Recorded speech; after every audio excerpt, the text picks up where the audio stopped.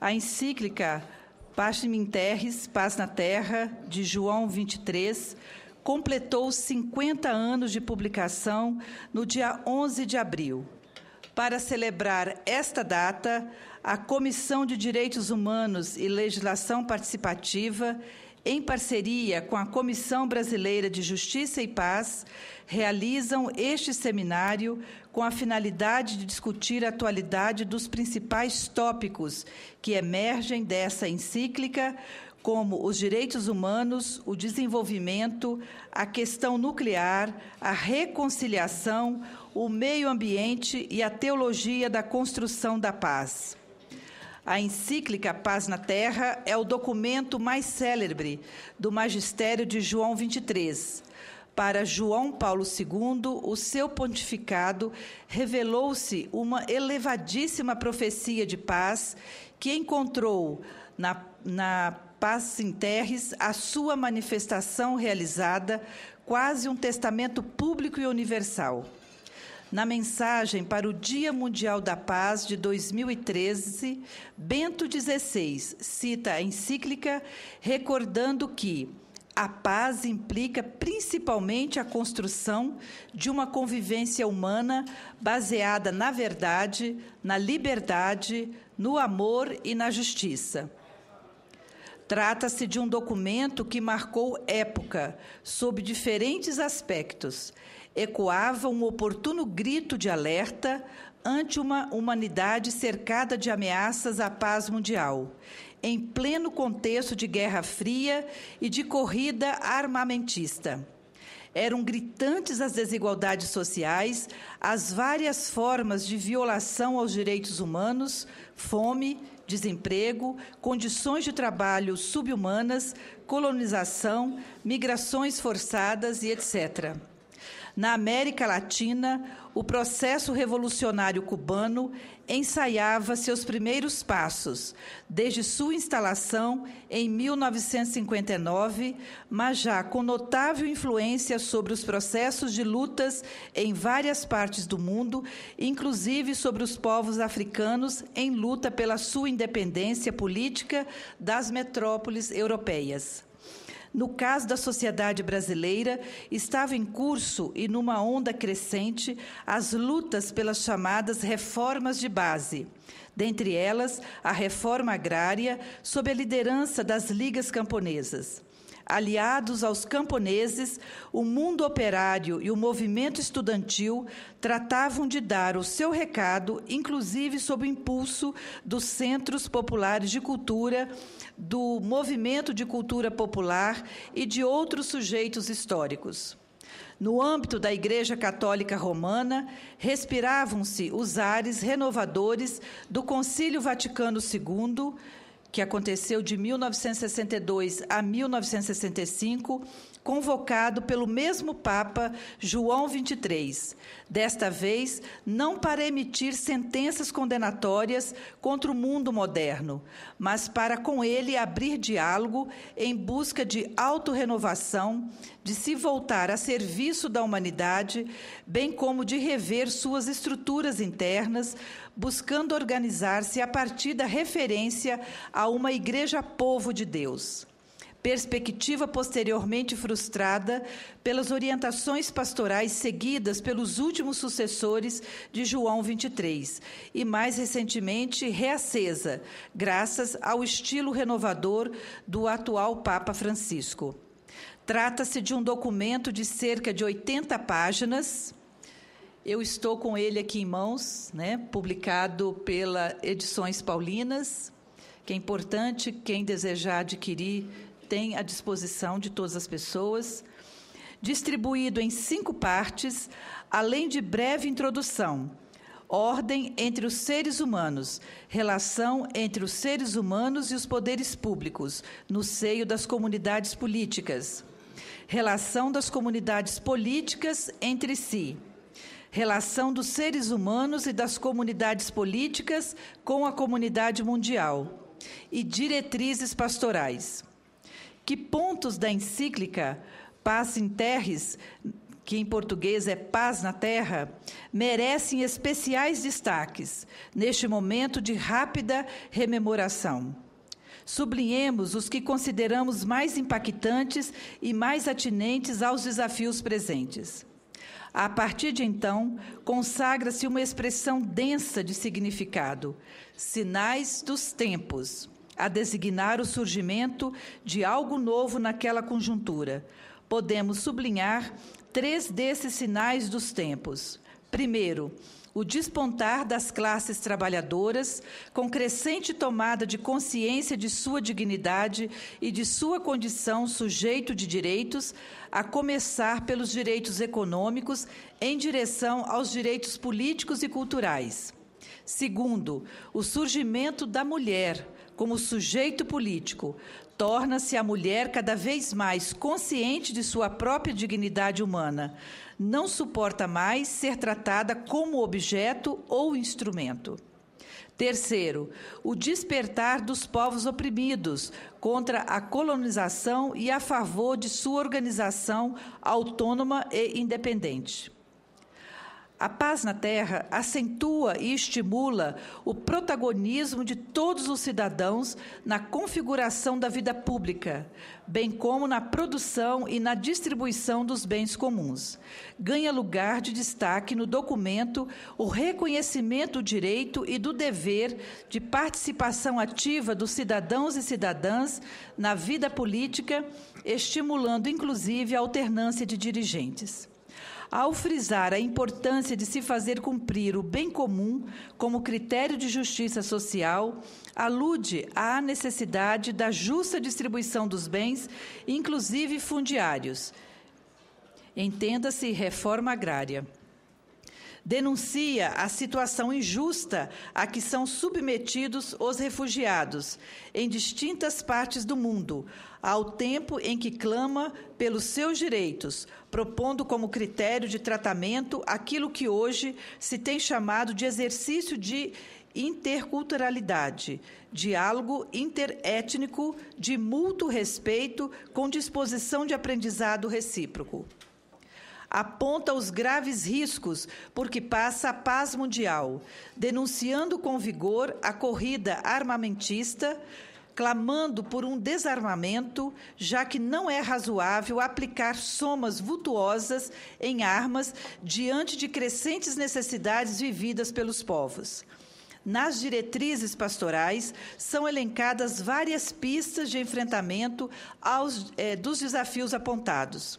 A necessidade de participação ativa dos cidadãos e cidadãs na vida política dos povos, o cuidado de que não basta o aporte da competência técnico-científica, se não vem acompanhado de postura ética de seus protagonistas, e o compromisso de se fazer política na perspectiva do desenvolvimento integral, do homem todo e de todos os homens.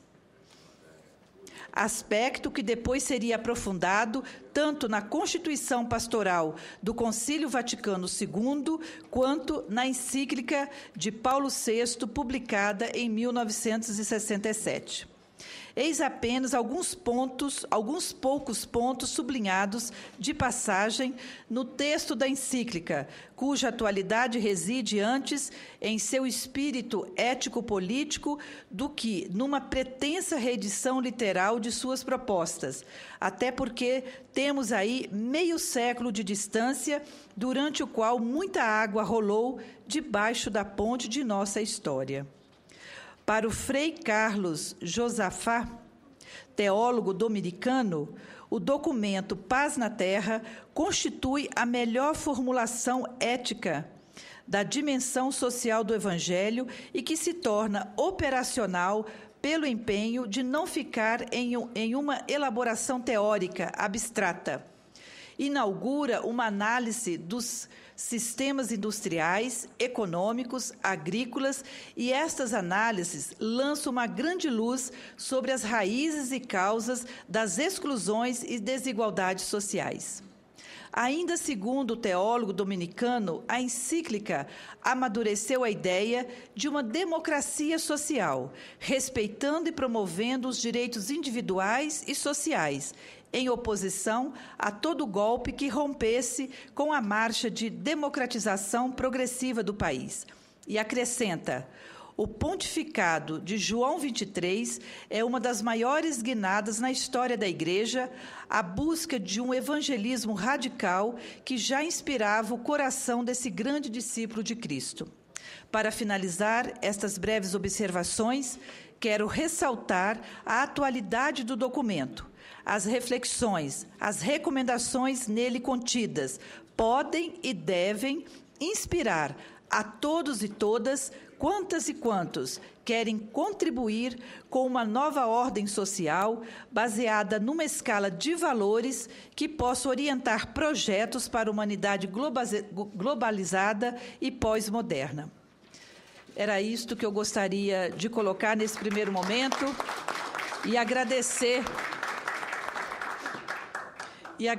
muitíssimo a presença de todos vocês, de todas vocês, a presença de Dom Leonardo, que é o secretário-geral da Conferência Nacional dos Bispos do Brasil, agradecer também ao Dr. Geniberto Campos, que é membro da Comissão Brasileira de Justiça e Paz, e em nome do Dom Leonardo e do doutor Geniberto, agradecer a todos os nossos convidados e convidadas que farão parte da primeira e da segunda mesa.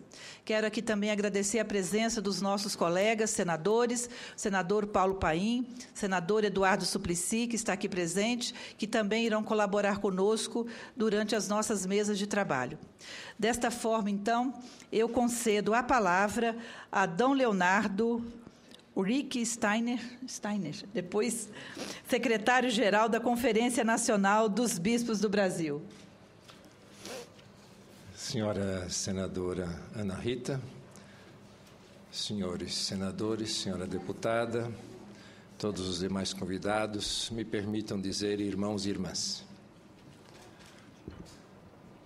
Para a CNBB é uma honra poder estar no Senado Federal, onde se irá discutir, refletir, aprofundar um dos textos,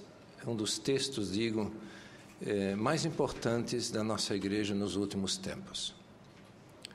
Porque dela brotam depois tantos pensamentos e tantos textos. A senadora lembrou 2 textos, Gaudium et Spes e a Popularum Progressio de Paulo VI, Gaudium et Spes, o texto do Vaticano II. É um texto que nasce de um momento muito preciso na história. João XXIII vinha de experiências de guerra, de conflito. Um homem que tinha sido sinal de comunhão, de reconciliação, de perdão, não só no meio político, mas também no seio da própria Igreja, na relação entre a Igreja Católica e a Igreja Ortodoxa. Ele vinha de uma experiência, portanto, muito rica de relações. Depois, como núncio na França, foi aquele que defendeu e colocou as coisas nos seus devidos lugares no momento da condenação, onde se pensava que quase todos os bispos franceses seriam condenados depois da Segunda Guerra. Ele fez prevalecer a justiça, a verdade. Este homem, nascido numa família camponesa, é eleito Papa. E logo nos surpreendeu a todos, eu ainda era menino, ainda nem estava no seminário, mas nos surpreendeu a todos que depois de um homem magro, esbelto, inteligentíssimo, que falava sempre a sensação que nós tínhamos, que falava de cima para baixo, veio um homem baixinho, gordinho, simpático, sorridente e que falava de coração a coração. Um homem que não tinha receio de visitar as pessoas na cadeia, um homem que tinha um coração aberto para a realidade universal, um homem que tinha sensibilidade enorme para os conflitos humanos, sabia por onde andava a história. Só para dizer, o nome que ele escolheu, João XXIII, por ser um grande historiador como ele era, colocou ponto final na discussão se o João XXIII anterior era Papa ou não era. Ele escolheu o nome e acabou com a discussão, né? Quer dizer, um homem, ao mesmo tempo, determinado, profundamente sensível E o texto nasce de um coração aberto, não de um coração fechado, voltado para dentro da igreja. É um homem voltado para toda a realidade, a igreja que se abre para a realidade toda. E num momento muito preciso, todos nós estamos lembrados do momento em que o conflito se invade Cuba ou não se invade Cuba, daquele momento de tensão terrível em que se encontrou, não sei se é verdade, mas eu li em algum lugar de que João 23 teria enviado esse texto com uma carta, tanto para Kennedy quanto para Gorbachev.